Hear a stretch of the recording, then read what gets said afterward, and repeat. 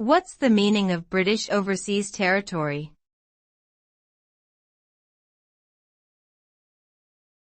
British Overseas Territory.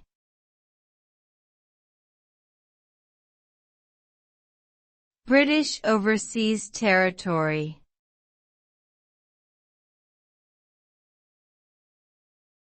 British Overseas Territory.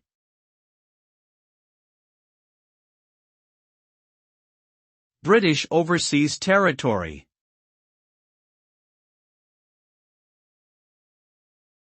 A British Overseas Territory is a geographic area under the jurisdiction and sovereignty of the United Kingdom, but located outside of its mainland territory.